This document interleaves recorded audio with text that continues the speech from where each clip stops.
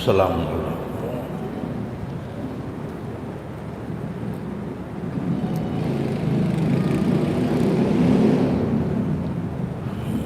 الحمد للہ نحمده ونستعینه ونستغفره ونؤمن به ونتوکل علیہ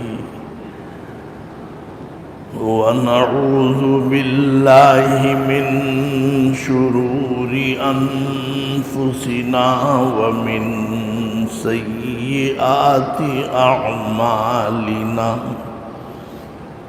من يهده الله فلا مضل له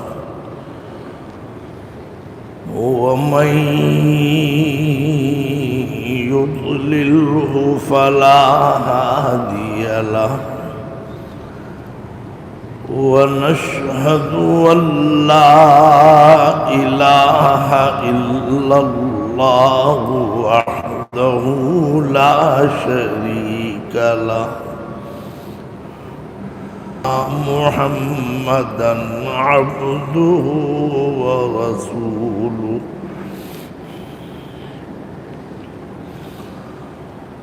صلى الله تعالى على خير خلقه محمد وآله وأصحابه أجمعين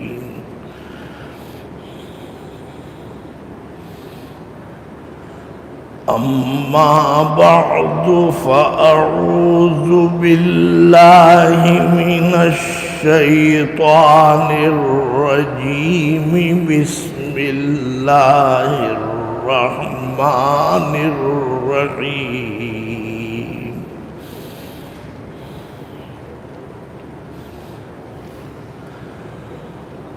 والشمس وضحاها والقمر إذا تلاها والنهار إذا جلاها والليل إذا وما بناها والأرض وما طحاها ونفس وما سواها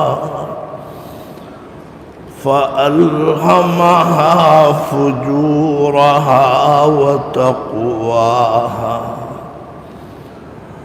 قد أفلح من زكاها وقد خاب من دساها۔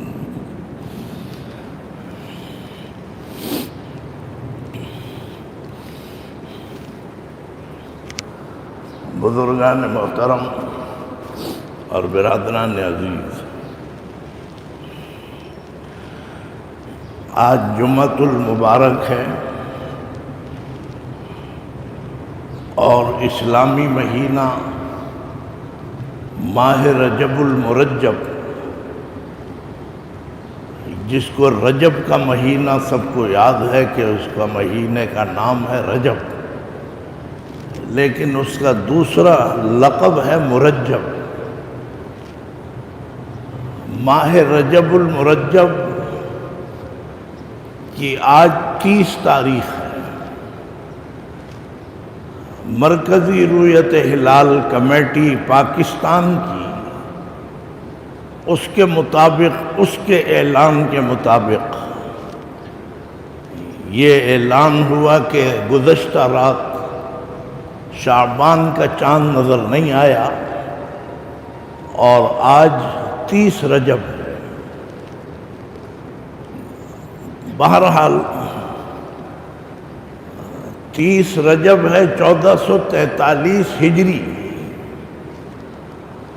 اور انگریزی تاریخ آج 4 مارچ 2022۔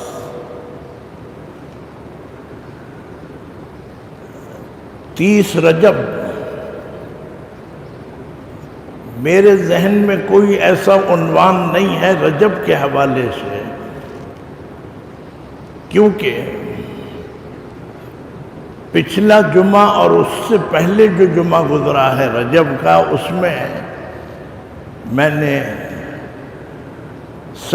سفر معراج کے بارے میں کچھ عرض کیا تھا۔ گزشتہ جمعہ اس کا موضوع تھا سفر معراج، شب معراج۔ سرکار دو عالم صلی اللہ علیہ وسلم کو اللہ تعالیٰ نے یہ معجزہ عطا فرمایا۔ اگر آج یکم شعبان ہو جاتی، لیکن نہیں ہوئی، لیکن اگر نہ بھی ہوئی، میں پھر بھی یہی آیتیں جو آپ کے سامنے پوری سورہ شمس آپ کے سامنے پڑھی ہے، اور اسی حوالے سے مجھے آج گفتگو کرنی ہے۔ ایک بات تو یہ ہے کہ رمضان کا مہینہ اب یوں سمجھیے کہ اب پورا ایک مہینہ باقی ہے۔ ماہ رمضان المبارک 1443 ہجری، اور یہ بڑا عظیم الشان مہینہ ہے، اور اس کی عظمت شان کا اسی سے اندازہ ہوتا ہے کہ شعبان کے چاند سے ہی ہمیں متوجہ کیا گیا ہے کہ تم رمضان کی طرف متوجہ ہو جاؤ۔ شعبان کا چاند دیکھو، اس لیے دیکھو کہ کئی تاریخوں میں کوئی خرابی اور گڑبڑ نہ پیدا ہو جائے۔ تو بہرحال شعبان کے چاند کا فیصلہ اسلامی جمہوریہ پاکستان میں گزشتہ رات یہی ہوا ہے کہ چاند نظر نہیں آیا، اور یکم شعبان کل بروز ہفتہ ہے۔ لیکن ہمارا بیان کا جو سلسلہ ہے یہ ایک بڑا لگا بندھا ہے۔ سب سے پہلے یہ سمجھ لیجئے کہ رمضان کا مہینہ اللہ نے ہمیں اور آپ کو بہت بڑی نعمت کے طور پہ عطا فرمایا ہے، اور ظاہر ہے کہ وہ رمضان کا مہینہ اب ایک مہینے کے فاصلے پر ہے۔ یہ مہینہ جو شروع ہو گیا تقریباً، آج غروب آفتاب سے یہ مہینہ شعبان کا شروع ہو جائے گا۔ شعبان المعظم مہینے میں 4 جمعے ہوتے ہیں، اور پھر مہینہ ختم ہو جاتا ہے۔ تو شعبان کا مہینہ، میں نے اسی کی مناسبت سے یہ سورہ شمس آپ کے سامنے تلاوت کی ہے، اور یہ ذہن میں رکھیے گا کہ اب ہر جمعہ آج کا بیان بھی اس کا تعلق ماہ رمضان سے ہے۔ اس سے اگلا جمعہ جو آئے گا 7 شعبان، اگلا جمعہ، اس کا تعلق بھی رمضان سے ہے، اور 14 شعبان کو جو جمعہ آئے گا اس کا بھی تعلق رمضان سے۔ غرض ہے کہ یہ 4 یا 5 جمعے ایسے ہیں کہ ان میں وہ بیان آئیں گے آپ کے سامنے کہ جن کا تعلق ماہ رمضان المبارک سے، بلکہ استقبال رمضان۔ اور یہ ذہن میں رکھیے گا، دنیا میں بعضی چیزیں ہمیں آپ کو نعمت کے طور پہ مل جاتی ہیں، لیکن ہم ان کی قدر نہیں کر پاتے۔ جیسے مثال کے طور پر ہمیں اور آپ کو اچانک یہ پتہ چل جائے کہ آج ہماری روانگی ہے حرم مکہ کے لیے، جدہ کے لیے، اور شام تک اور رات تک ہم حرم میں بیٹھے ہوں گے۔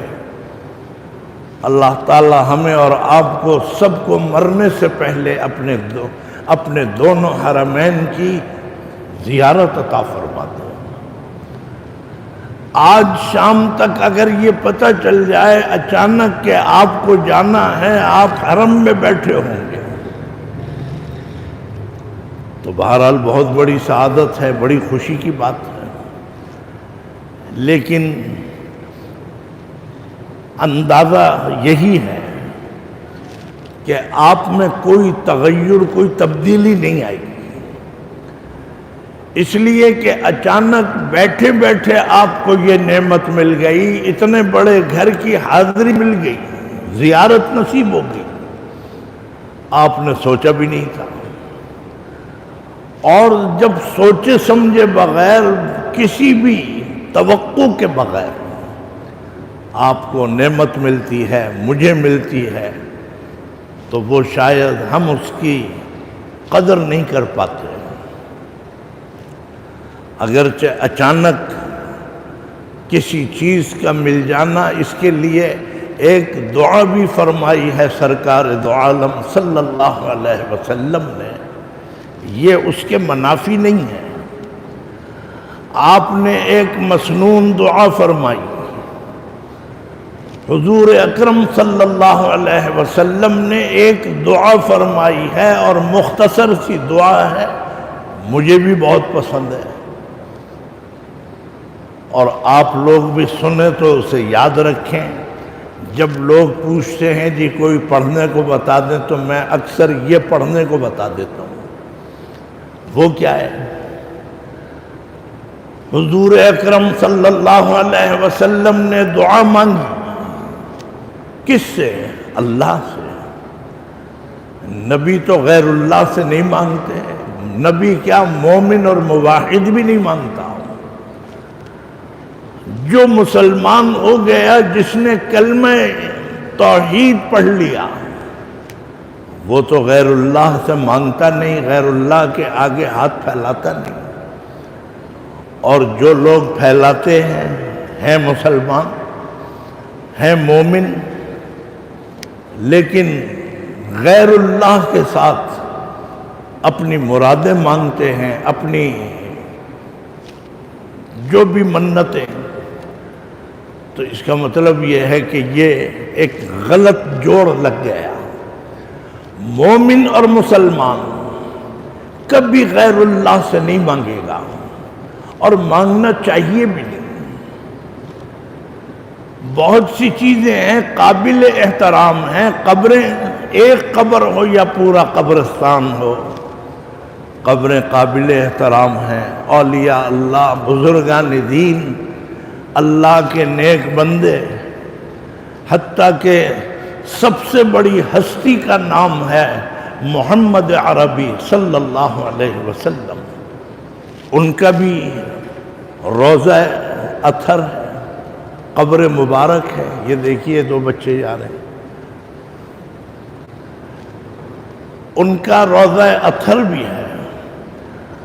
اگر حضور اکرم صلی اللہ علیہ وسلم کے مزار مبارک پہ بھی حاضری مل جائے، اور اللہ کرے کہ سب کو مل جائے، تو حضور اکرم صلی اللہ علیہ وسلم کے بھی روضے پر آپ مرادیں نہ مانگیں، آپ کوئی ایسی چیز نہ مانگے کہ جیسے صاحب قبر سے طلب کر رہے ہیں، یہ شرک ہے۔ آپ کو بہت بڑی سعادت مل گئی کہ آپ حضور اکرم صلی اللہ علیہ وسلم کے مزار مبارک پر آ گئے، روضہ انور پہ آ گئے، لیکن یہاں کے تقاضے یہ ہیں، آپ صلاۃ و سلام پڑھیں، سورہ فاتحہ پڑھیں، حضور کی درجات کی بلندی کے لیے آپ دعائیں کریں، اور اگر اپنی دعائیں مانگنی ہیں، مرادیں مانگنی ہیں، تو آپ ذرا سا فاصلے پر ادھر ہو جائیں یا ادھر ہو جائیں۔ جب آپ جائیں گے تو آپ کو نظر آئے گا قبلہ ادھر ہے، پھر آپ ادھر منہ کر کے دعا مانگیں۔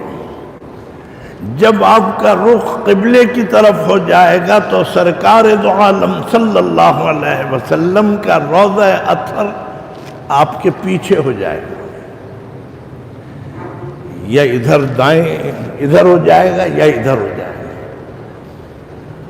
حضور اکرم صلی اللہ علیہ وسلم کے روضے پر ہاتھ اٹھا کے دعا مانگنا یہ ناجائز اور حرام تو نہیں ہے، نہ ہم میں اتنی شدت ہے کہ ہم کہہ دیں یہ حرام ہے، اور نہ اتنی ہمارے اندر نرمی ہے کہ ہاں جی کر لو کوئی حرج نہیں۔ آپ کی قبر مبارک کی تو بڑی اونچی شان ہے، اگر کسی بھی قبر کے اوپر تم جاؤ فاتحہ پڑھنے، ان کے ایصال ثواب کے لیے جاؤ، جانا چاہیے، قبرستانوں میں جاؤ، کوئی ممانعت نہیں ہے، قبرستان سے گریز کرنے کی اجازت نہیں ہے، قبروں پہ جاؤ، جایا کرو، اپنے مرنے والوں کے لیے بھی ایصال ثواب کرو اور غیروں کے لیے بھی کرو۔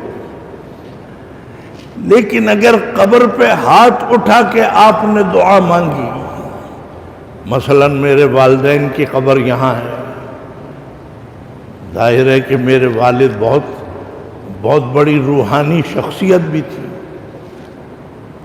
اور بھی قبریں ہیں میری اہلیہ کی اور سب والدہ کی، تو آپ وہاں جائیں قبر پہ، سورہ فاتحہ پڑھیں، سورہ اخلاص پڑھیں، اور جو دعا ہو سکتی ہے وہ کریں، لیکن ہاتھ اٹھائے بغیر، یوں ہاتھ نہ اٹھائیں۔ یہ ہاتھ اٹھا کے قبر کے اوپر دعا کرنا ناجائز اور حرام نہیں ہے، لیکن اس لیے منع کیا گیا ہے کہ اس سے ایک شبہ لازم ہوتا ہے کہ جیسے آپ صاحب قبر سے مانگ رہے ہیں تو صاحب قبر اگر آپ کو دینے پر قادر ہو تو مئی اور جون کی گرمی میں اپنے گھر میں جا کے نہ بیٹھ جائے، آپ کی منزل تو آسان کر دے، اور وہ خود بیچارہ قبر میں پڑا ہوا ہے۔ یہ سمجھنے کی باتیں ہیں، جو عقل کوئی بیچ دیں اور بیچ کے کھا جائیں تو انہیں نہیں اندازہ ہوتا۔ قبر پہ جاؤ، ایصال ثواب کرو، درجات کی بلندی کی دعا کرو، ہاتھ مت اٹھاؤ۔ اسلام نے ہر اس ادا سے بھی منع کیا ہے کہ جس سے شرک کا شائبہ ہو، شبہ۔ علامہ اقبال کی بات، وہ شعر ان کا آ جاتا ہے میرے دماغ میں۔ علامہ اقبال بڑے اچھے انسان تھے، بڑی اچھی سوچ تھی، انہوں نے بڑی خدمت انجام دی ہے، ان کے بڑے کارنامے ہیں، اللہ تعالیٰ ان کی مغفرت کاملہ فرما دے۔ انہوں نے کیا فرمایا؟ فرمایا کہ پانی پانی کر گئی مجھ کو قلندر کی یہ بات۔ پانی پانی کا مطلب یہ کہ مجھے شرمندہ کر دیا۔ جب میں نے کسی اللہ والے کی بات سنی میں بڑا شرمندہ ہوا، اسی لیے شرمندہ ہوا کہ میں اس کے خلاف عمل کر رہا تھا۔ فرمایا کہ پانی پانی کر گئی مجھ کو قلندر کی یہ بات، پانی پانی کر گئی مجھ کو قلندر کی یہ بات، تو جھکا جب غیر کے آگے نہ من تیرا نہ تن۔ یہ کوئی مولوی صاحب نہیں کہہ رہے، صوفی صاحب نہیں کہہ رہے، شیخ الحدیث صاحب نہیں کہہ رہے، تبلیغی بھائی نہیں کہہ رہے، یہ علامہ اقبال کہہ رہے اور صحیح کہہ رہے۔ فرمایا کہ میاں ایسا کوئی ایسی ادا اپنی نہ اپناؤ کہ جس سے شرک کا شبہ۔ سلام کرو، سلام کرنا بہت بڑی نیکی کا کام ہے، جواب دینا اس سے بھی بڑی نیکی۔ لیکن سلام کا طریقہ کیا ہے؟ میں نے آپ کو سلام کیا، میں بھی کھڑا ہوں، آپ بھی کھڑے ہیں، میں یوں کہوں گا السلام علیکم ورحمۃ اللہ وبرکاتہ، ومغفرتہ کہنا بھی جائز نہیں ہے، برکاتہ پہ رک جائیں، السلام علیکم ورحمۃ اللہ وبرکاتہ، بس آپ نے جواب دے دیا وعلیکم السلام ورحمۃ اللہ وبرکاتہ۔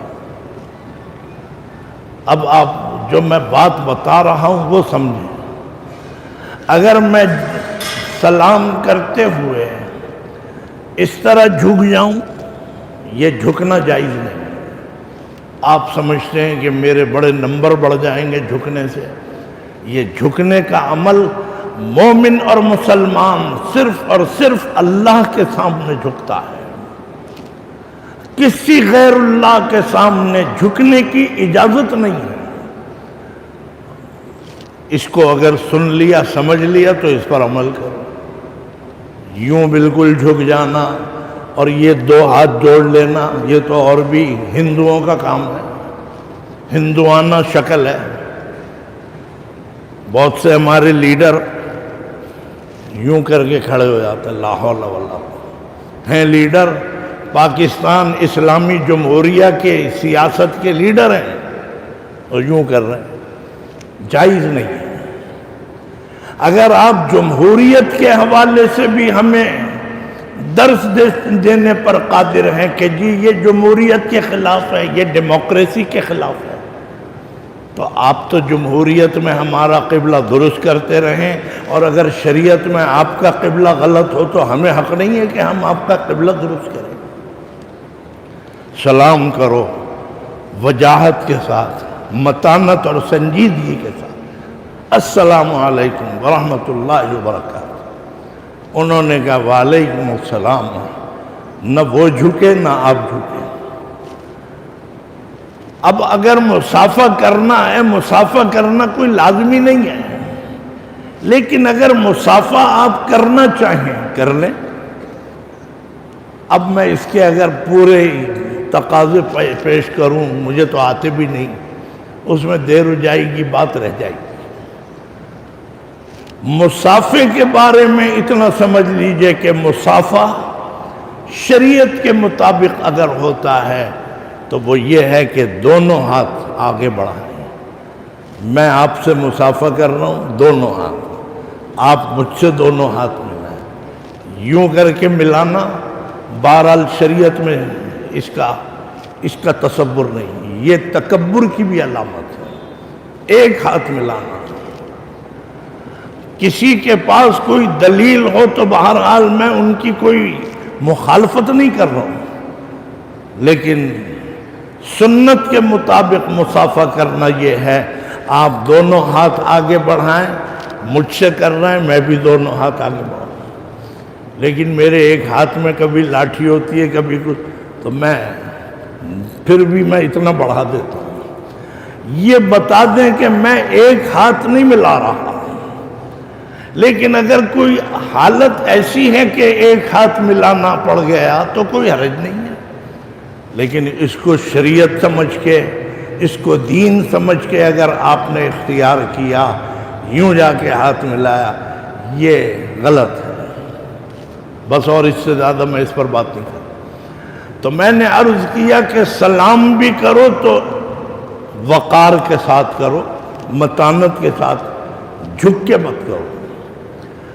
اسی لیے قبروں پہ جانا چاہیے، بالکل جائز ہے، لیکن عورتوں کو بس اس لیے منع کیا ہے کہ بھئی قبرستان ہی ایک تفریح سے رہ گئی تھی، وہاں بھی تفریح کا بنا لو۔ عورتیں جائیں گی تو مرد بھی جائیں گے،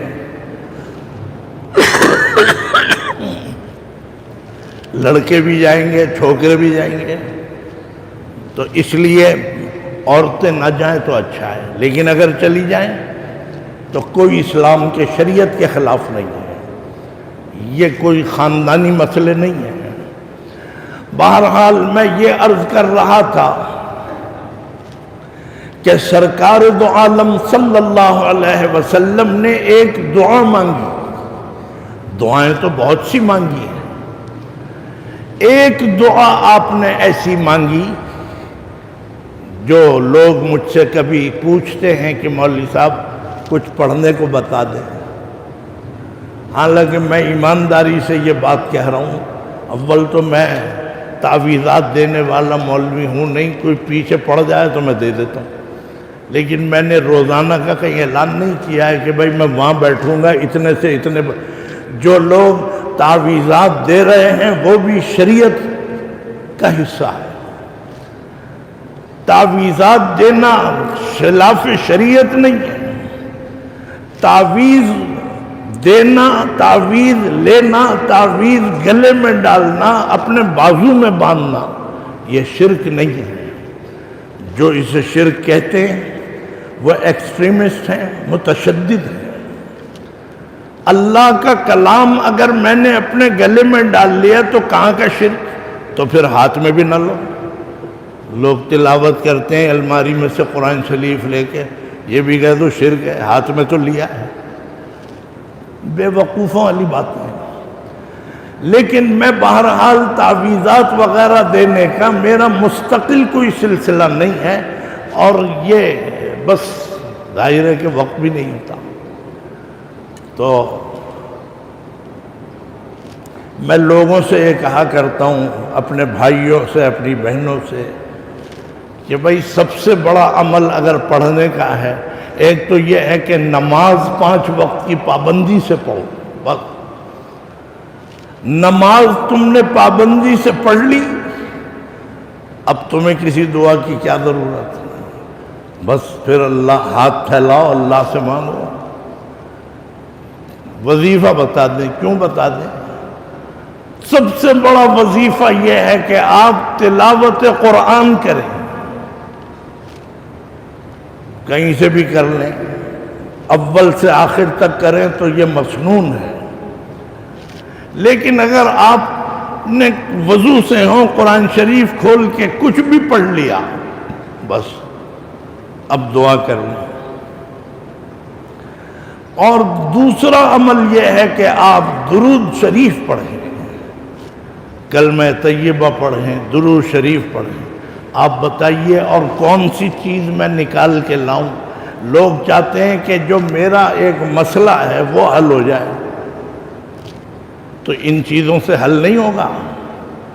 یعنی مطلب یہ ہے کہ جو میرا مسئلہ ہے، میری پریشانی ہے، میں مقدمے میں مجھے پھنسا دیا گیا ہے، جھوٹے مقدمے میں، اس میں کوئی شک نہیں کہ پریشانی تو ہے.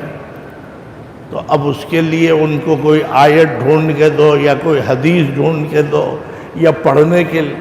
بھائی اتنا وقت ہمارے پاس تو ہے نہیں. اللہ تعالیٰ جن پہ جھوٹے مقدمے بنے ہوئے ہیں، کوئی بھی ہوں، سیاسی ہوں یا مذہبی ہوں، اللہ تعالیٰ ان کی غیب سے مدد فرمائے. یہ بڑا ظلم اس ملک میں ہے، اسلامی جمہوریہ میں ہے، ریاست مدینہ میں ہے. کافروں کے ملک میں یہ ظلم نہیں ہے جو پاکستان میں عدلیہ کے حوالے سے یہ ظلم کیے جا رہے ہیں. اللہ تعالیٰ خلق خدا کی مدد فرمائے. پاکستان کے لوگ بڑے مظلوم ہیں، مجھ سمیت. تو بہرحال میں یہ عرض کر رہا تھا، میں لوگوں کو بتا دیتا ہوں بھائی نماز پڑھو، درود شریف پڑھو، کلمہ طیبہ پڑھو، تلاوت قرآن کرو، بس سب کچھ تو تمہارے پاس آ گیا. ایک شعر سنا دوں، وہ بڑا عارفانہ کلام ہے، خواجہ عزیز الحسن مجذوب کا ہے رحمت اللہ علیہ. وہ یہ ہے، بندہ اللہ سے کہہ رہا ہے، میں کہہ رہا ہوں، میں آپ کی طرف سے بھی کہہ رہا ہوں. کس سے؟ اللہ سے، غیر اللہ سے نہیں. فرمایا کہ اگر ایک تو نہیں میرا تو کوئی شے نہیں میری. جس کا اللہ ہی نہ ہو اس کے پاس ہے کیا؟ اگر ایک تو نہیں میرا تو کوئی شے نہیں میری، جو تو میرا تو سب میرا، فلک میرا زمین میری۔ لیجئے، جب اللہ ہی مل گیا تو اب آپ کا آسمان بھی آپ کا، زمین بھی آپ کی، ہر چیز آپ کی۔ ہارون الرشید بادشاہ گزرے ہیں خلفائے بنو عباس میں، انہوں نے ایک دفعہ اعلان کر دیا، اور بادشاہوں کا یہی طرز ہوتا ہے، پل میں تولا پل میں ماشا۔ ہارون الرشید بڑے اچھے بادشاہ ہیں، گزرے ہیں، اور بادشاہ تقریباً اچھے ہی گزرے ہیں، لیکن پاکستان کی جمہوریت میں ایک بھی قابل قدر نہیں ہے جس کو کہا جائے یہ بڑا اچھا آدمی تھا، کوئی بھی نہیں تھا۔ جمہوریت نے ان کے ہاتھ پیر باندھ رکھے، بادشاہی نظام بہرحال جب تک رہا لوگ سکون میں تھے۔ خلیفہ ہارون الرشید، بادشاہ ہی ہوتا ہے، خلیفہ ہارون الرشید نے اپنے بھرے دربار میں یہ اعلان کر دیا کہ جو جس کے ہاتھ میں جو چیز آ جائے، جس پہ ہاتھ رکھ دے وہ اس کا۔ جیسے اس پہ ہاتھ رکھ دیا، یہ لاٹھی ہے، یہ میری ہو گئی۔ لوگ تو بھاگ پڑے، بھائی بادشاہ نے اعلان کیا ہے، اتنی اعلیٰ چیزیں، فانوس اور پتہ نہیں کیا کیا، قالین اور سب کچھ۔ جب بادشاہ نے اعلان کر دیا اپنی فیاضی کے ساتھ کہ بھئی جس کے جو چیز ہاتھ میں لگ جائے میں اسے کہتا ہوں وہ اس کی ہو گئی، نیشنلائزیشن اپنی ہو گئی، پرائیویٹائزیشن۔ اچھا، اور سب نے ساری چیزیں 2 منٹ میں ہر چیز ہر ایک کے پاس آ گئی۔ آرڈر تو ہو چکا ہے کہ تم لے لو، یہ تم لے لو، جو جس کے پاس۔ ایک کنیز اور باندھی تھی، وہ گئی اور بادشاہ کے کندھے پہ ہاتھ رکھ دیا، کچھ بھی نہیں اٹھایا۔ جب کنیز اور باندھی نے ہاتھ رکھ دیا، لوگوں نے بھی دیکھا کہ اس نے کچھ بھی نہیں اٹھایا، بادشاہ کے کندھے پہ ہاتھ رکھ دیا۔ بادشاہ بھی حیران، یہ کیا لائیے بھائی، یہ کیا نئی چیز نکالی اس نے۔ پوچھا کہ بھائی کیا بات ہے، تم نے میرے کندھے پہ ہاتھ کیوں رکھ دیا، کوئی چیز کیوں نہیں اٹھائی، کوئی زیور اٹھا لیتی اور کوئی چیز اٹھا۔ اب سنیے اس کا جواب، یہ ہے ایک مومن اور مسلمان کا جواب جو ہونا چاہیے۔ اس نے کہا کہ بادشاہ سلامت، آپ نے تو اعلان کر دیا تھا کہ جس کے جو چیز ہاتھ میں آ جائے وہ لے لے، میں نے سوچا کہ یہ چھوٹی چھوٹی چیزیں میں لے کے کیا کروں گی، میں نے تو بادشاہ کے اوپر ہاتھ رکھ دیا، بادشاہ جس کا ہو گیا اس کی ہر چیز ہو گئی۔ یہ ایک کنیز اور باندھی کی سوچ ہے، ایک ہماری سوچ ہے، مسلمان ہیں اور اسلامی جمہوریہ میں رہتے ہیں، اور صاحب وزیر اعظم بھی مسلمان، صدر بھی مسلمان، chief of the army staff بھی مسلمان، سپریم کورٹ کے چیف جسٹس بھی مسلمان۔ یہ مسلمانوں کا ملک ہے، اور جگہ جگہ دیکھ لیجئے یا شرک ہو رہا ہے، یا بدعت ہو رہی ہے، یا بھیک مانگ رہا ہے، IMF، FATF۔ بہرحال یہ تبصرہ کرنا میری ایک مزاج میں بھی ہے اور ضرورت بھی ہے اس کی۔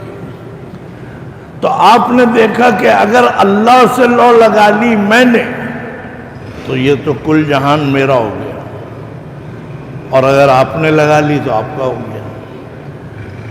تو حقیقت یہ ہے، حضور اکرم صلی اللہ علیہ وسلم نے دعا مانگی، بڑی اچھی دعا ہے، میں آپ کو بھی بتا رہا ہوں۔ اللہم انی اسألک من فجاءۃ الخیر واعوذ بک من فجاءۃ الشر، او کما قال صلی اللہ علیہ وسلم۔ ترجمہ سنیے، آپ تو مسلمان ہیں، آپ تو عاشق رسول ہیں صلی اللہ علیہ وسلم، غیر مسلم بھی اگر کہیں سن رہا ہو بیٹھا ہوا، ہمارے علاقے میں ہندو اور عیسائی بہت آ گئے، اور یہ ہماری سیاسی پارٹیوں کی وجہ سے آ گئے اور سر پہ چڑھ بیٹھے۔ ترجمہ سنیے، حضور اکرم صلی اللہ علیہ وسلم اللہ تعالیٰ سے مانگ رہے ہیں، اے اللہ میں آپ سے سوال کرتا ہوں، مانگتا ہوں، طلب کرتا ہوں، اچانک کوئی اچھی خبر، اسألک من فجاءت الخیر، خیر طلب کرتا ہوں، خیر، اچھی چیز، اچھی خبر، اچھا کوئی نتیجہ۔ آپ بتائیے کون ہے جو کہتا ہے نہیں میں تو نہیں مانگ رہا اچھی چیز؟ ہر شخص ہندو سے پوچھو کہتا ہے میں بھی اچھی چیز مانگوں گا، عیسائی بھی، یہودی بھی، قادیانی بھی، پارسی بھی، اور جتنے بھی ہیں، اچھی چیز سب کی ضرورت ہے کہ مجھے اچھی چیز مل جائے، اور سب یہ کہتے ہیں کہ بری چیز سے میں پناہ مانگتا ہوں، وَأَعُوذُ بِكَ مِن فُجَاءَةِ الشَّرِّ، اچانک مجھے کوئی بری خبر نہ ملے، کوئی برا نتیجہ نہ ملے، کوئی برا میرا کوئی بھی بری خبر نہ ملے، خدا نہ کرے۔ دنیا میں کوئی انسان ایسا نہیں ہے کہ جو اپنے معاملات میں بے خبر ہو جائے، اگر اسے یہ خبر ملے کہ بھئی تمہاری بیوی کا انتقال ہو گیا، کوئی ہے جو بیٹھا رہے گا کہ اچھا جی ہو گیا ہوگا، لیو اٹ، مطلب یہ کہ چھوڑو سو، کوئی کہ جی بیٹے کا انتقال ہو، کوئی ہے؟ نہیں ہے، کوئی بھی نہیں ہے۔ بری خبر سے اللہ تعالیٰ مجھے اور آپ کو سب کو محفوظ فرمائے۔ حضور اکرم صلی اللہ علیہ وسلم فرماتے ہیں، اے اللہ اچانک مجھے کوئی خوشخبری مل جائے، اچانک، اور اچانک مجھے بری خبر سے بچا لے۔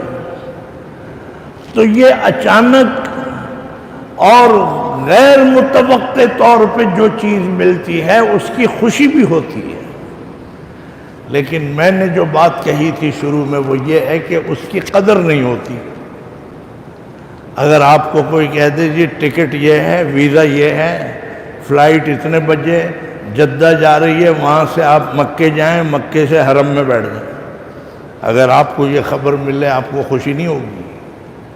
کون ہے جو کہے گا یار 2 دن بعد کی رکھ لیتے، یار میں آج مصروف ہوں؟ نہیں، وہ تو پھر کچا پکا ہی مسلمان ہوگا جو یہ کہے گا کہ یار پوچھ تو لیتے، لا حول ولا قوت۔ ارے ظالم، حرم کی تجھے دعوت مل گئی، انتظام ہو گیا، تو کہہ رہا ہے پوچھ تو لیتے؟ یہ تو مسلمان ہی نہیں ہے شاید۔ علامہ اقبال کا فتویٰ سن لیجیے، انہوں نے کہا کہ فرمایا کہ یہ جو مسلمان کچے مسلمان ہیں مسلمان، ہمارے ساتھ بیٹھے ہیں، ہمارے ساتھ رہتے ہیں، لیکن یہ ہے کہ یہ ابھی پکے مسلمان نہیں۔ پکے مسلمان، میں تو آپ سب کو پکا مسلمان سمجھتا ہوں اور دل سے سمجھتا ہوں، ویسے ہی مجھے آپ سے نہ پیسے چاہیے نہ ووٹ چاہیے۔ یہ پکے مسلمان نہیں ہیں جو پہلے سے آ گئے مسجد میں، ہوٹل پہ بھی تو بیٹھے ہیں کچھ مسلمان، سیرگاہ پہ بھی تو بیٹھے ہیں، اسٹیڈیم میں بھی تو بیٹھے ہیں، لیکن بہرحال کچے مسلمان کون ہیں؟ علامہ اقبال کا وہ شعر اگر مجھے یاد آ جائے تو وہ یہی ہے کہ مسلمان جو ہیں، فرمایا کہ وہ جب تک مومن اور مسلمان، کچے مسلمان وہ ہیں کہ جو اصل میں نام تو مسلمان ہے، اسلام کا لیبل ہے، لیکن یہ کہ وہ صحیح معنی میں مسلمان نہیں ہے، اسلام کی انہیں کوئی پرواہ نہیں ہے، انہیں اس کی پرواہ ہے کہ کوئی مجھے گالی نہ دے دے، میری بیٹی کو برا بھلا نہ کہے، لیکن اگر پیغمبر اسلام کو کوئی کہتا ہے صحابہ کی شان میں غصہ، وہ نو کہتے ہیں کہ یہ تو کوئی بات نہیں۔ تو بات اصل میں یہ ہے کہ یہ خوشخبری میں نے عرض کیا کہ اگر کوئی اچانک خبر مل جائے کہ جی آپ کا ٹکٹ تیار ہے چلے جائیں، وہ خوش بھی ہوگا، اور لیکن شاید اس کی قدر نہ ہو۔ کیوں؟ حاشیہ خیال میں نہیں، وہم و گمان میں نہیں، دور تک سوچا نہیں، اچانک لا کے پکڑا دیا، پاسپورٹ، ٹکٹ، سب کچھ۔ چلا تو جائے گا، ایسے ہی آ جائے گا، زمیں جنبت زماں جنبت، نہ گنبد گل محمد خان۔ زمین ہل جائے گی، زمانہ ہل جائے گا، یہ نہیں ہلیں گے حضرت۔ تو اب آپ بتائیے، اسی لیے میں نے عرض کیا کہ بزرگوں کا یہ مشورہ ہے کہ جب پہلا حج کرو تو بڑی مشقتوں اور تکلیفوں کے ساتھ کرو۔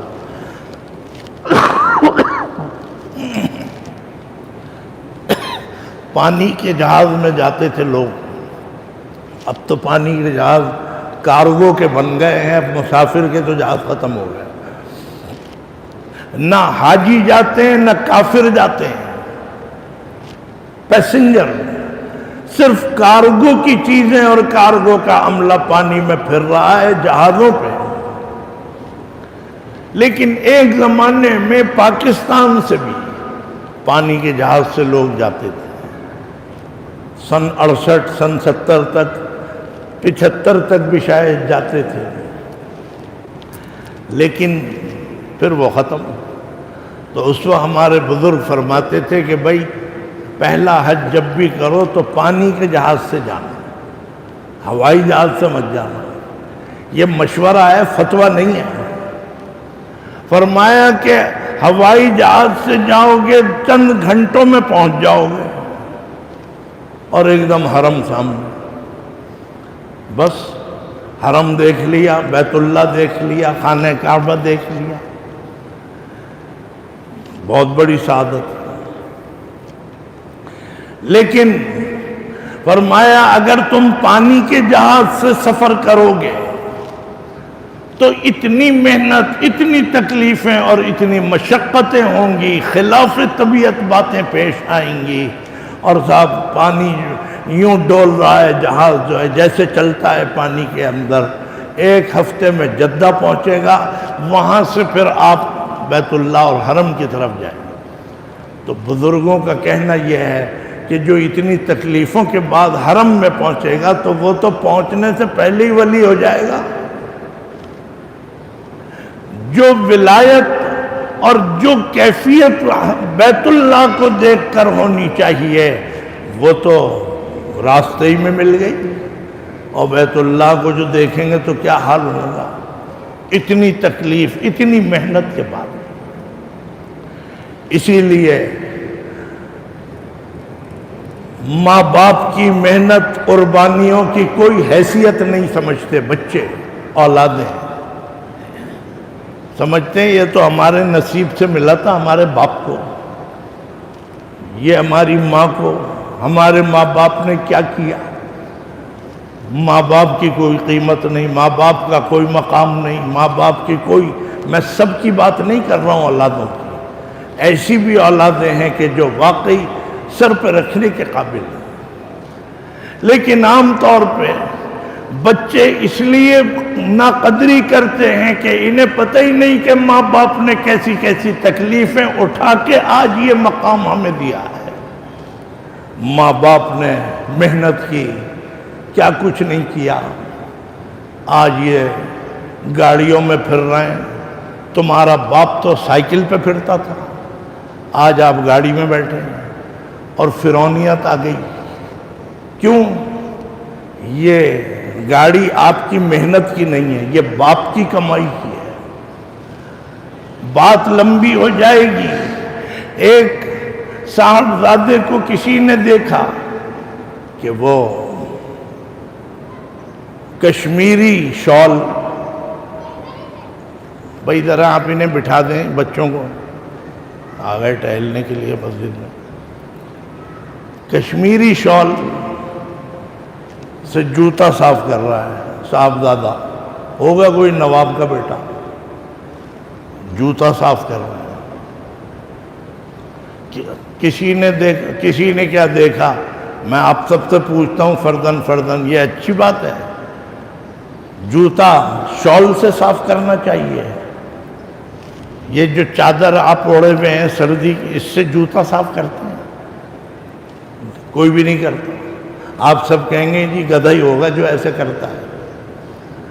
ایک صاحبزادے کو دیکھا کہ اپنا جوتا جو مٹی وٹی آ جاتی ہے تھوڑی بہت جوتوں پر، وہ اپنے قیمتی دوشالے سے اسے صاف کر رہے ہیں جوتے کو۔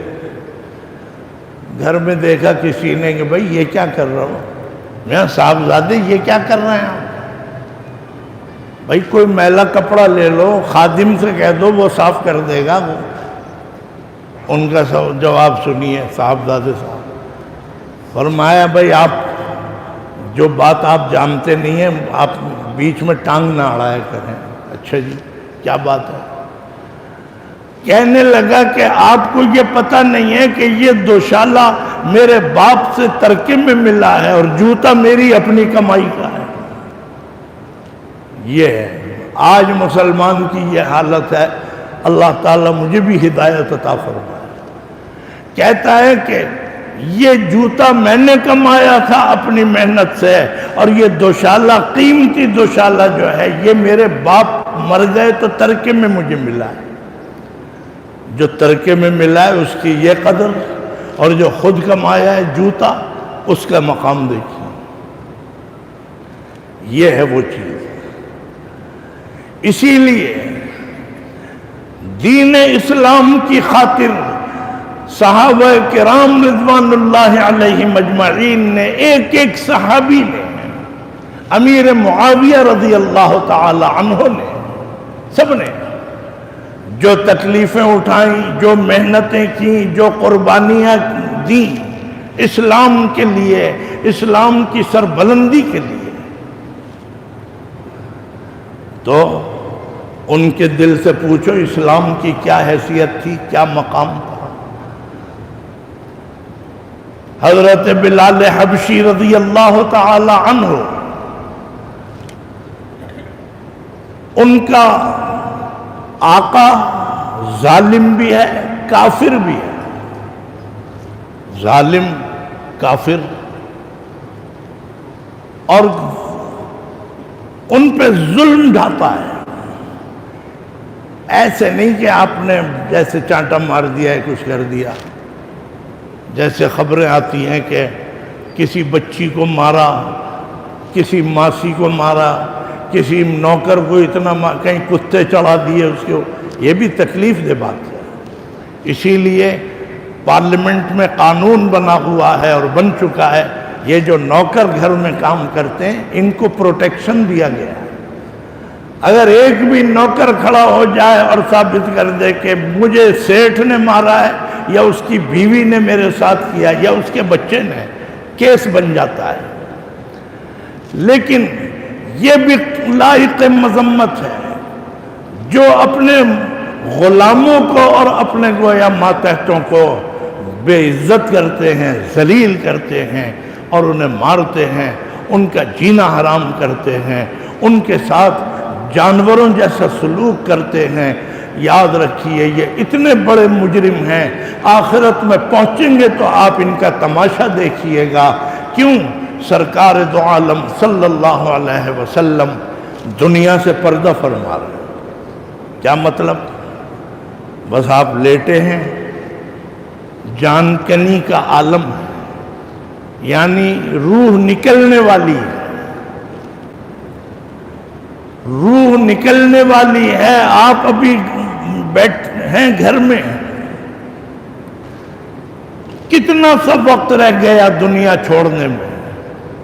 غور سے سنیے، حضور اکرم صلی اللہ علیہ وسلم کہ زبان مبارک سے کیا جملے نکل رہے ہیں. کب؟ جب آپ دنیا سے جا رہے ہیں. آپ کی زبان مبارک پر یہ ہے الصلاۃ وما ملکت ایمانکم او کما قال صلی اللہ علیہ وسلم. 2-3 مرتبہ فرمایا. سننے والے کون ہیں؟ حضرت ابوبکر صدیق رضی اللہ تعالی عنہ اور ہماری جتنی بھی گویا آپ کی امہات المؤمنین، ہماری امہات المؤمنین سب وہ بھی سن رہی ہیں. انہوں نے یہ خبر دی ہے آخری وقت میں. کیا جملے؟ الصلاۃ وما ملکت ایمانکم. میری امت کو بتا دینا نبی نے جاتے جاتے جس بات کی طرف اشارہ کیا ہے، تنبیہ فرمائی ہے، تمہیں تعلیم دی ہے، وہ یہ ہے اے میری امت یہ لوگوں قیامت تک یہ بات پہنچا دینا. ایک تو مجھے ڈر ہے کہ تم نمازوں میں سستی کرو گے. نماز میں سستی نہ کرنا، نماز نہ چھوڑنا، نماز میں کوتاہی نہ کرنا، اور بہت سی بات. نماز اور اس کے فوراً بعد وما ملکت ایمانکم، اور جو تمہارے گھر میں، دفتر میں، تمہارے قبضے میں، تمہارے ماتحت جتنے لوگ بھی کام کر رہے ہیں، مرد ہوں یا عورتیں ہوں یا بچے ہوں، دیکھو ان پہ ظلم نہ کرنا. اللہ تعالی ہم اپنے نبی کے درجات کو اور زیادہ بلند فرماتے ہیں.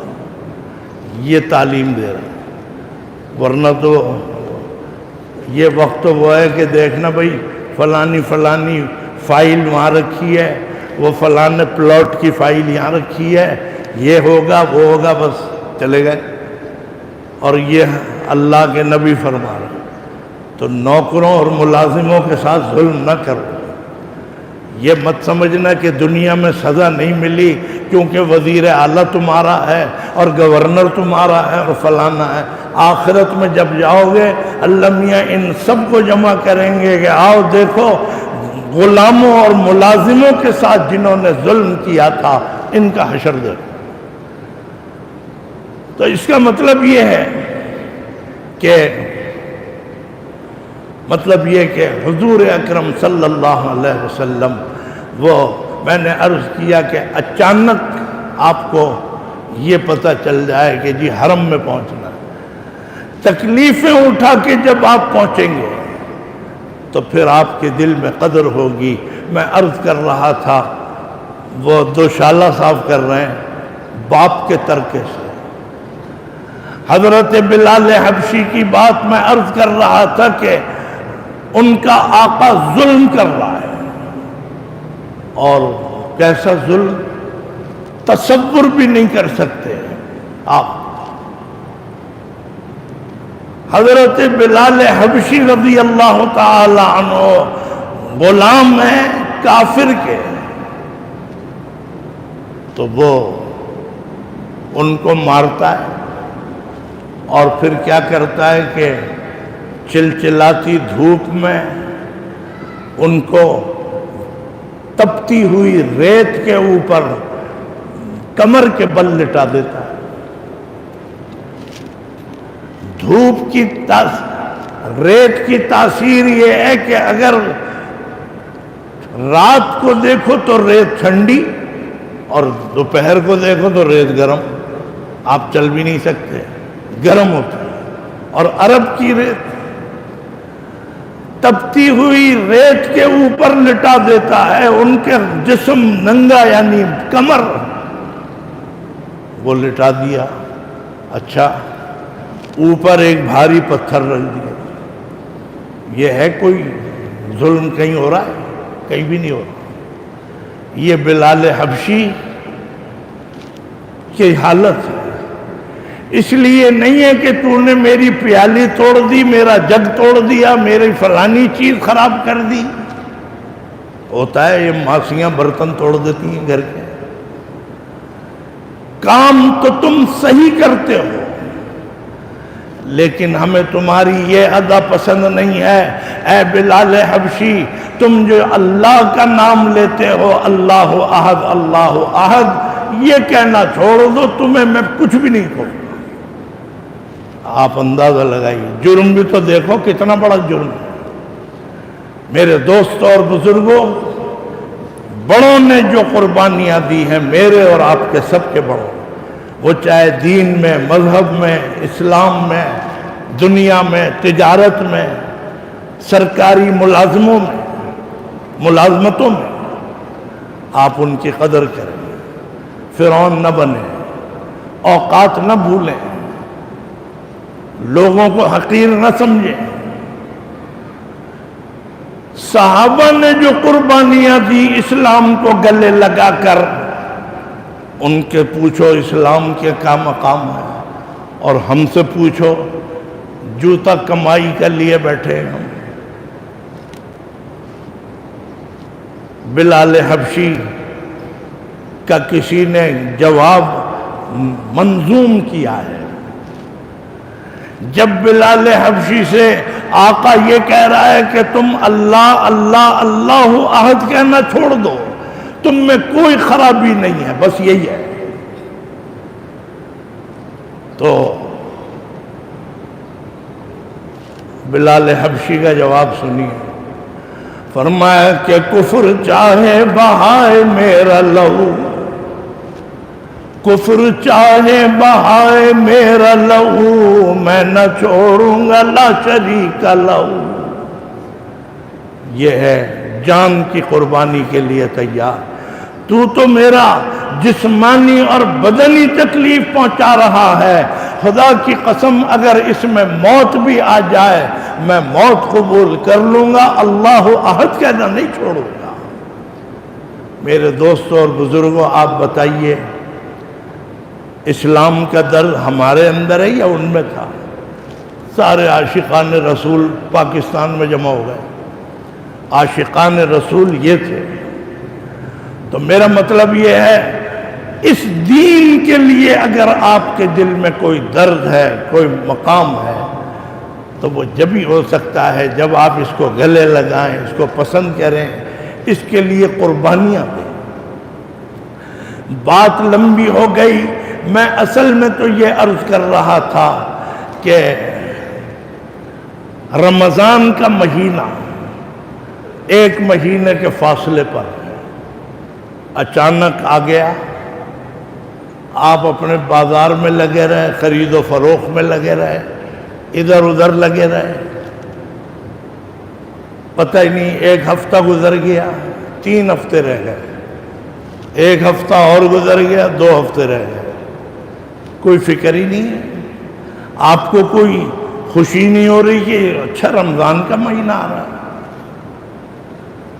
رمضان کا مہینہ جب اچانک معلوم ہوگا کہ آج شعبان کی 29 تاریخ ہے، چاند رات ہے، چاند ہو گیا تو تراویح شروع ہو جائے گی اور اگلے روز روزہ ہوگا۔ اب مسلمان کہے گا بھئی یار یہ کیا ہو گیا بھائی، ہمیں تو پتہ ہی نہیں تھا۔ یہی کیفیت ہوتی ہے۔ آپ جب اچانک کسی نعمت کو حاصل کرتے ہیں تو آپ کے دل میں قدر نہیں ہوتی۔ آپ سے مراد یہ میری جو یہ تقریر ہے پوری دنیا میں جا رہی ہے، یہ مطلب نہیں آپ کہیں مولوی صاحب نے ہمیں ہی دیکھ لیا۔ رمضان المبارک کی قدر نہیں ہے، کتنا عظیم الشان مہینہ آنے کے قریب ہو گیا ہے، 1 مہینے کے فاصلے پر ہے۔ ہمیں اور آپ کو ظاہر ہے اس کی تیاری کرنی چاہیے۔ تیاری کے بغیر اگر آپ رمضان میں داخل ہو گئے، آپ کہیں گے تو پچھلے سال بھی آیا تھا یار، اس سال بھی آ گیا۔ یاد رکھیے رمضان المبارک کا مہینہ جو ہے اس کی فضیلتیں بہت ہیں۔ میں ابھی خطبے کی کتاب میں دیکھ رہا تھا، حدیث ہے، اللہ تعالیٰ نے رجب کا مہینہ بنایا جو گزر گیا، آج 30 رجب ہے، رجب کا مہینہ بنایا گناہوں کی توبہ کرنے کے لیے، گزر گیا، کر لی ہم نے سب نے توبہ۔ رجباً للاستغفار الذنوب، گناہوں سے مغفرت طلب کرنے کا مہینہ کون سا؟ رجب، جو آج ختم ہو رہا ہے۔ اور فرمایا کہ شعبان، رجب کے بعد شعبان کا مہینہ جو کل شروع ہو رہا ہے، پہلی شعبان ہے کل، وہ کس لیے بنایا ہے؟ فرمایا کہ آپ کے عیوب کو چھپانے کے لیے، مطلب یہ ہے کہ آپ گناہوں سے بچیں اور یہ سب کچھ کریں۔ یہ شعبان کا مہینہ ہے۔ اور رمضان کا مہینہ اللہ تعالیٰ نے آپ کے دلوں میں نورانیت اور روشنی پیدا کرنے کے لیے بنایا۔ کیوں؟ رجب سے پہلے ایک مہینہ گزر گیا، جمادی الثانی، جمادی الاولیٰ، اس سے پہلے۔ اس میں کچھ نہیں ہے، رجب میں یہ، شعبان میں یہ، رمضان میں یہ۔ میرے دوستوں اور بزرگوں، یہ فیصلے اللہ کے ہیں، ہم تو بتا رہے ہیں۔ ہم خود اسی لائن میں کھڑے ہیں نادرہ کی، وہ اپنے ڈاکومنٹ لیے کھڑے ہیں، ہم اپنے گناہ لیے کھڑے ہیں اللہ کے دربار کے سامنے۔ یہ تھوڑی ہے کہ ہم کوئی دودھ کے دھلے ہوئے ہیں۔ رجب کا مہینہ آیا تھا کہ تم اپنے گناہوں کی مغفرت مانگ لو، طلب کر لو، لے لو۔ یہ مغفرت کا مہینہ تھا، گزر گیا۔ آپ مایوس نہ ہوں، شعبان کا مہینہ آیا ہے، اپنے گناہوں سے گویا بچنے کا، اس کی کوشش کرو، اپنے عیوب سے بچو۔ کل شروع ہو رہا ہے، ایک مہینے کا ہے، روزہ اس میں نہیں ہے روزانہ، ویسے تو ہیں ایک دو روزے آپ رکھیں۔ اس مہینے کا بتا دیا کہ اس میں یہ تیاری کرو۔ کیوں؟ اس لیے کہ ہم تمہیں رمضان کے مہینے کے لیے تیار کر رہے ہیں۔ پہلے رجب میں تمہیں کہا تھا کہ خیال رکھو، اب شعبان میں کہہ رہے ہیں اچھا اس میں نہیں کیا، اب تو کر لو شعبان میں۔ شعبان میں اگر کر لیا، سبحان اللہ، رمضان کا مہینہ آئے گا۔ خدا کی قسم، ایئرپورٹ پہ ہم نے یہ مناظر دیکھے ہیں اور اس میں کوئی خرابی نہیں تھی۔ اندر سے پیسنجر آ رہے ہیں، کسی کے باپ، کسی کی ماں، کسی کی بہن، کسی کی فلانی، بچوں کے باپ آ رہے ہیں۔ لڑکیاں خاص طور پہ اللہ نے ان کو بڑی محبت دی ہے اپنے بہن بھائیوں سے۔ لڑکی جو ہے دوڑتی بھی جاتی ہے، بھاگتی بھی، کسی اور سے جا کے نہیں لپٹتی، اپنی بہن سے لپٹ جاتی ہے۔ اتنے دن بعد آئی ہے، ایکسائٹڈ ہو گئی اور بڑی خوشی ہے۔ آپ اندازہ لگائیے کہ وہ اندر سے باہر آ رہی ہے، یہ باہر کھڑی ہے اسے لینے کے لیے، لیکن اس سے برداشت نہیں ہوا کہ یہ بھاگتی بھی گئی اور اپنی بہن کے، اپنی ماں کے، یا جس سے بھی، اور بھائی بھائی سے لپٹ گیا۔ کیا یہ مناظر نہیں ہوتے؟ اگر آپ نے شعبان میں اپنا صحیح معنی میں اپنی تیاری کر لی، خدا کی قسم رمضان کا مہینہ جب آئے گا آپ خود بھاگتے ہوئے جائیں گے کہ بھائی تمہارا ہی تو انتظار تھا مجھے، اور رمضان کا مہینہ خوش ہو جائے گا، یہ میرے انتظار میں تھے، یہ مجھ سے اتنی محبت کرتے ہیں۔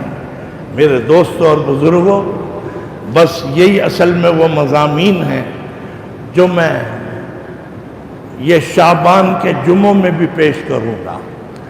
بس ایک یہ جو سورت میں نے پڑھی ہے، اس کی چند آیتیں پڑھ کے میں ان کے بارے میں آپ کو بتا دوں کہ میں نے کیوں پڑھی ہے۔ میرے والد ایک شعر پڑھا کرتے تھے اکثر، عید الفطر میں بھی، یہاں بھی، اور وہ شعر یہ تھا کہ فرماتے تھے کہ یہ جو ہے ہماری دو چیزیں ہیں، ایک تو ہے مجاہدہ، مجاہدے کے معنی ہے محنت کرنا، اور ایک ہے مشاہدہ، مشاہدے کے معنی ہے دیکھنا، ملنا، ملاقات کرنا اور قریب آنا۔ جیسے میں آپ کو دیکھ رہا ہوں، میں آپ کا مشاہدہ کر رہا ہوں، آپ میرا مشاہدہ کر رہے ہیں۔ فرمایا کہ مجاہدہ اور مشاہدہ، اللہ تعالیٰ نے رمضان سے پہلے جو مہینے رکھے ہیں رجب اور شعبان کے، یہ ہیں مجاہدے کے مہینے، یعنی رمضان بھی، اس میں محنت، جد و جہد، قربانی، اور اس کے اندر ایثار، یہ سب کچھ کرنا ہے۔ یہ محنت کے مہینے آئے ہیں، یہ محنت کے مہینے آئے ہیں کہ آپ اللہ کے رمضان کے لیے آپ ابھی سے محنت کرنا شروع ہو گئے۔ گناہ سے بچنا یہ محنت نہیں ہے، بہت بڑی محنت ہے، جی نہیں چاہتا بچنے کا، لیکن آپ بچ گئے، آپ نے اپنے جبر کر لیا اپنے اوپر اور آپ رک گئے گناہ سے، تو معلوم ہوا کہ بچنا یہ ہے مجاہدہ۔ ہم اور آپ اس وقت مجاہدے کے مہینوں میں چل رہے ہیں۔ حضرت وہ جو تھے، حضرت یہ تھے شاہ اسماعیل شہید رحمۃ اللہ علیہ، بالا کوٹ میں جو مدفون ہے، حضرت شاہ اسماعیل شہید انگریزوں سے جہاد کر رہے ہیں۔ میرے والد فرماتے تھے ہم قائد اعظم اور لیاقت علی اور ان کے خلاف نہیں ہیں، علامہ اقبال کے، سر سید کے بھی خلاف نہیں ہیں، لیکن جو لوگ یہ اونچی اتنی اڑان پہ جا کے سمجھتے ہیں پاکستان قائد اعظم نے دے دیا، لیاقت علی نے دے دیا، علامہ اقبال نے سوچا، ٹھیک ہے ہم آپ کی بات مانتے ہیں، لیکن ہم سے پوچھو، ان سے اوپر بھی ایک بہت بڑا کام ہوا ہے۔ اگر حضرت مولانا اسماعیل شہید رحمت اللہ علیہ سمیت اگر علماء انگریز کے خلاف جہاد نہ کرتے تو معاف کیجئے قائد اعظم پاکستان نہیں بنا سکتے تھے۔ اور یہ کوئی میں نے توہین نہیں کی ہے،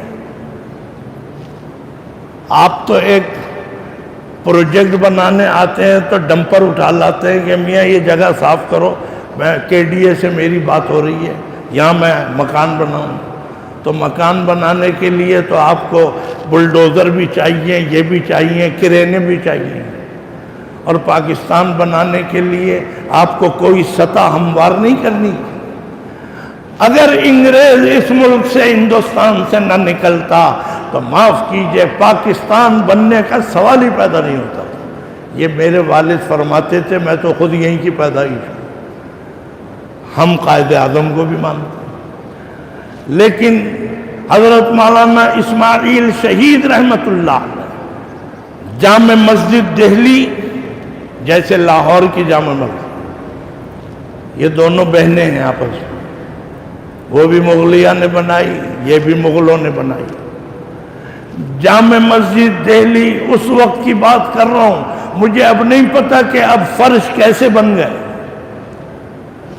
جامع مسجد دہلی کے فرش پر سرخ پتھر کا فرش، سرخ پتھر تو آپ نے دیکھا ہے پنجاب میں رواج ہے اس کا، سرخ پتھر اس کا فرش بنا ہوا ہے دہلی میں جامع مسجد میں۔ دہلی کی جامع مسجد میں دوپہر کے وقت چلچلاتی دھوپ میں ننگے پیر پھر رہے ہیں، جوتا نہیں ہے پیر میں، ظاہر مسجد ہے، مسجد میں تو جوتا پہن کے آنا جائز نہیں ہے، ادھر سے چلے ادھر، اور یہ تو کچھ اتنی بڑی ہے بھی نہیں مسجد، وہاں تک صحن، ایک وہاں تک صحن، وہاں سے پیدل چل رہے ہیں اور چلچلاتی دھوپ میں اکیلے اور ننگے پیر۔ اب ظاہر ہے ہم جیسوں کے بھی دنیا دار قسم کے ہم، یعنی میں اپنی بات، ہم سے بھی محبت رکھنے والے ملتے ہیں۔ میں نے کہا بھائی ڈاکٹروں نے کہا ہے ذرا سا چہل قدمی کر لیں۔ میں نے کہا اچھا بھائی چلو۔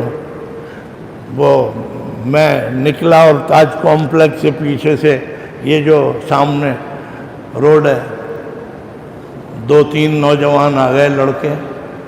حضرت کیا غضب کر رہے ہیں آپ؟ کیا ہو گیا بھائی؟ حضرت آپ تو ہمارا سرمایہ ہیں، آپ خدا کے لیے ایسے نہ نکلا کریں۔ میں نے کہا بھائی ڈاکٹر سے جا کے بات کرو۔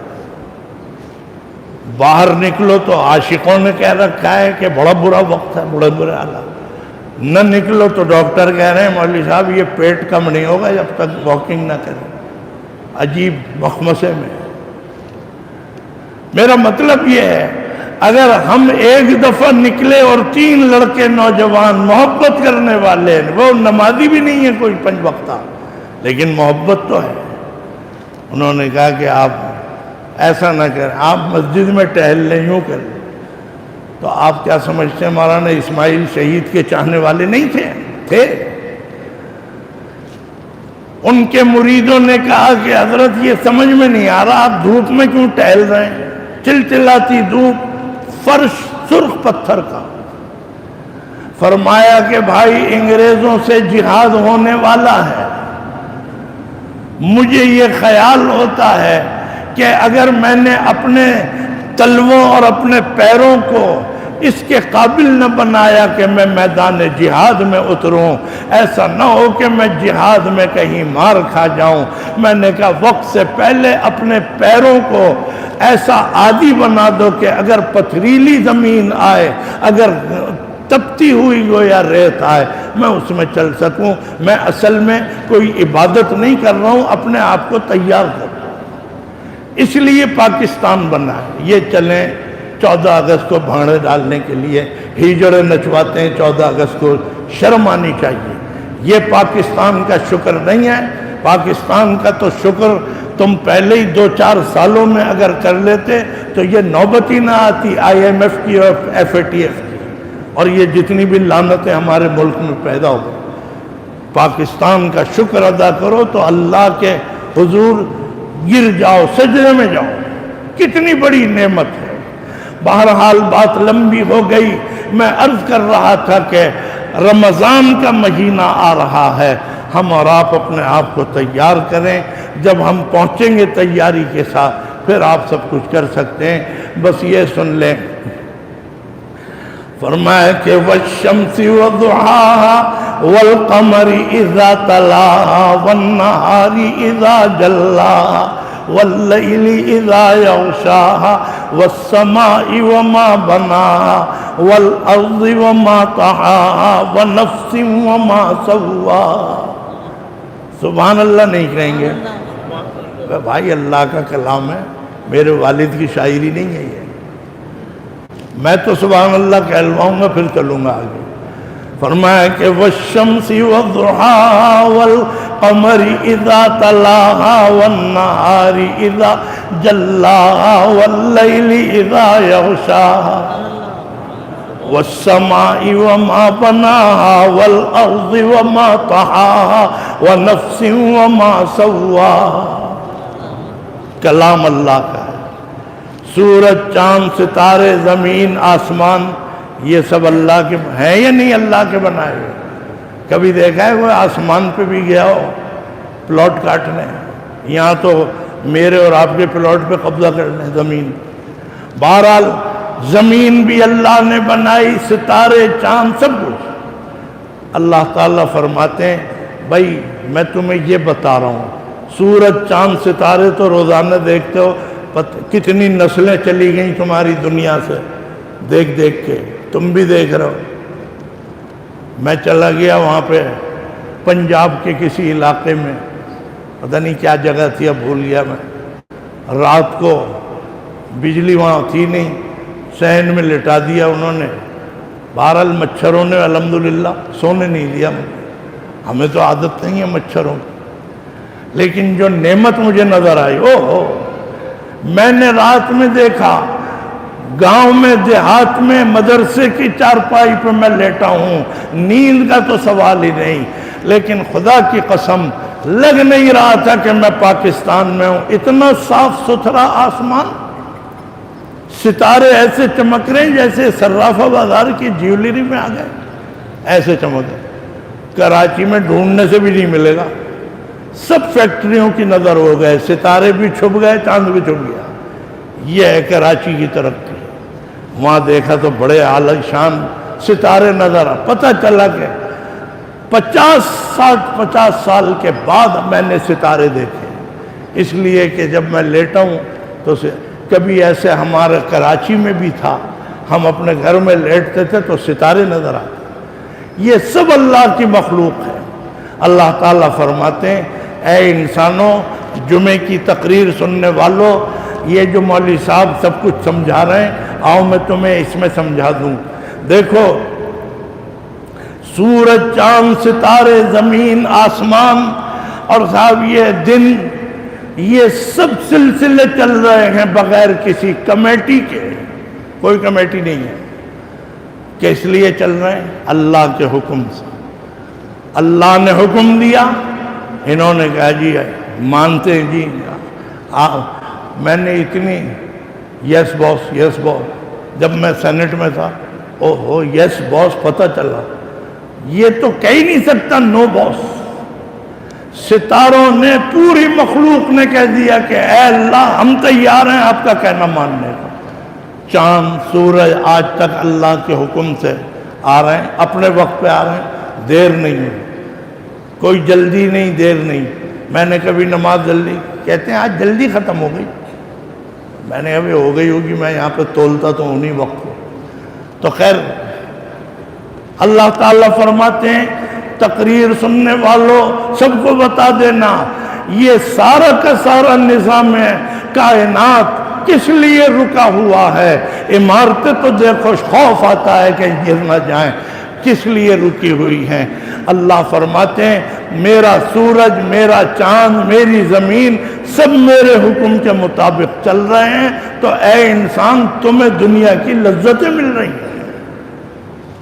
بس فرمایا کہ ایک نفس تمہارے پاس ہے، سب کے پاس ہے، جانوروں کے پاس ہے یا نہیں ہمیں نہیں پتا، نفس انسانی میرے پاس، آپ کو فرمایا کہ اگر کائنات کا نظام اس لیے چل رہا ہے کہ یہ اللہ کے حکم کے تابع ہیں، تو تم اپنا سسٹم اگر درست کرنا چاہو، ہسپتالوں میں جاؤ، ایسا لگتا ہے پورا کراچی بیمار ہے، کہیں اور جاؤ معلوم ہوتا ہے یہ تو پورے کراچی، دانت کے میں جاؤ، دانت ہی دانت، ہر یہ جتنی بھی جسمانی اور بدنی خرابیاں ہیں، یا ایک ہمارے اندر اخلاقی بیماریاں آ گئی ہیں، یہ کس لیے کہ نفس انسانی کو اللہ نے کہا تھا کہ اس کو ذرا لگام دے کے رکھنا، اللہ کے حکم سے وہ چلے تو کائنات قائم ہے۔